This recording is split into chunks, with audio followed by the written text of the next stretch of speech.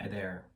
I wanted to come on and share a little bit about emotional vulnerability in men with an example and story from my own life and my relationship with my dad. So, over the years, I've had some challenges in my relationship with my dad, as I think many men do. Not because he was a bad dad, he was never abusive or anything like that.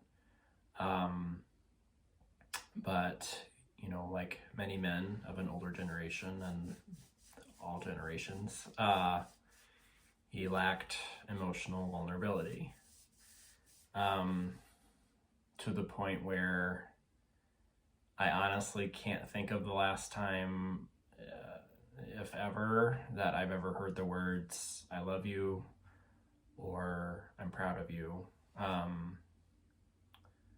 like without being prompted.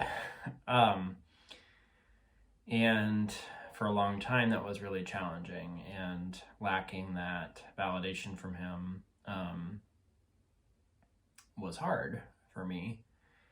And he, I have found that he found different ways to validate that were less emotionally vulnerable.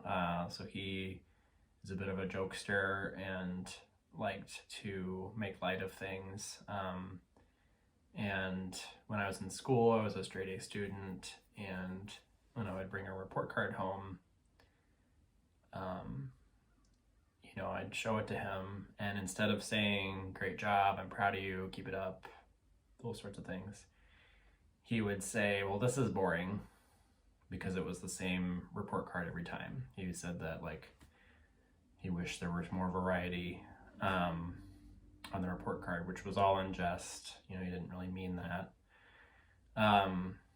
But for me, it got frustrating, to hear a joke, almost in a joke that was almost like it wasn't good enough, implying that it wasn't good enough or not what he wanted, versus, congratulations and a validation. It's one of many examples of things. And, over time, I grew to feel resentful towards him. And in the work I've done over the last few years, I saw just how much in my childhood I tried to, be a good kid and to shine academically,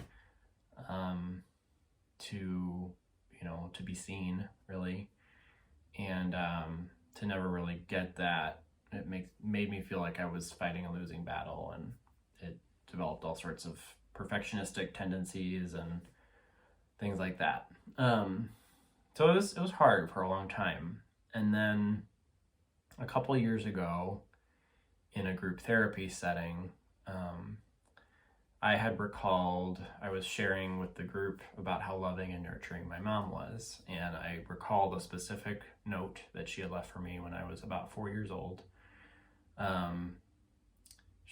My dad watched me during the day because he worked night shift when I was growing up. And she had left me a note on a morning where I was still sleeping when she left for the office. And the note she wrote said, Ted, I'm sorry I missed you this morning before I left for work. You can have peaches on your cereal this morning, and I will hold you 2 times tonight. Love, Mom. And the 2 was underlined. And I was sharing that story with the group and how heartwarming it was, and just a loving, beautiful example of how loving my mom was. And they were so touched by it. And I ended up going to search for my baby book to find that note and to show it to the group. And in my doing that, I was looking through my baby book that my parents had given me, and I was seeing how probably 80+% of the baby book was my dad's handwriting, sharing different stories and accomplishments and funny things that had happened when I was growing up. And underneath that note from my mom, I lifted it up because I was going to show the group. And underneath the note, he had written the date and had written at 4 years old, the only words that Ted needed help with reading here were peaches and cereal. He was able to read the rest of it on his own. And it just made me realize that he is and has always been proud of me. He just doesn't know how to say the words. Or if he does know how, it's too uncomfortable for him. And I think this is true for a lot of men and a lot of people really in general. Like, vulnerability is not just with showing emotion and moments of, quote unquote weakness, which I hesitate to use that word, but things that feel like a challenge. So like sadness or fear, things that you kind of like, you're hunkering back with. Vulnerability is also with the things that are positive things, to share your joy, to share your pride about something and someone, to share what you're excited about experiencing, like what lights you up. And there's vulnerability in that as well, because as humans, oftentimes in childhood or other experiences, like that joy, those positive things, they also get squashed. And so we learn to protect ourselves by not opening our hearts and putting those things out there. So I share this story because I imagine there's similar things for those of you watching that either your parents did or didn't do, or maybe you've done yourself in your challenges with expressing yourself more directly and more from the heart, kind of dancing around what you really want to say, either with a joke or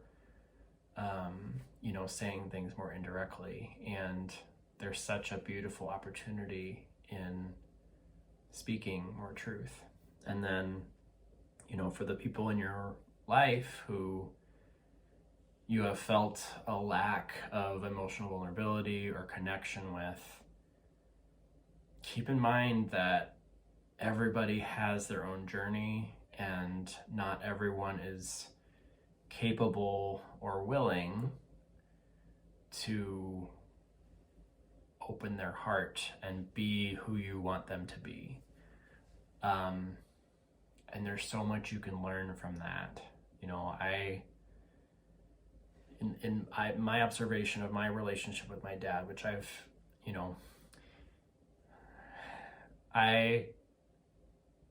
it's one of those challenging relationships where I've reached a lot of forgiveness with him, even though he and I haven't had conversations about that. In my attempts to have more vulnerable, honest conversations with him, there's this wall up, usually blocked with humor or kind of not really talking about what I'm trying to talk about. So I've learned, that it's for me for whatever challenges I have in that relationship, it's for me to work through those on my own, which you can still do energetically with someone who's, physically present but not emotionally available, or with people maybe who have passed on, things like that. And so I've learned a lot from my relationship with my dad about, forgiveness and compassion, reflecting on all the challenges, crazy challenges that he had growing up, and not being equipped to know how to deal with them. So, logically it makes perfect sense the way he shows up, the way he does. And to feel more understanding and compassion for him, and know that the disconnect that we've sometimes experienced is not because of me, and it's not his fault either. And that's okay. It's challenging, but it's okay. And I've learned so much about myself in my relationship with him, in terms of, learning how to move through and release resentment and anger and the things that I don't want to feel towards him, but that I have been feeling and, get to work through. So there's so much beauty in all of our relationships, both the good and the bad, the rewarding and the challenging. Like, the challenging relationships can be just as rewarding, if not more so, when you recognize and see what they're trying to teach you. And then you can take those lessons into your healthier, more loving, more nurturing relationships,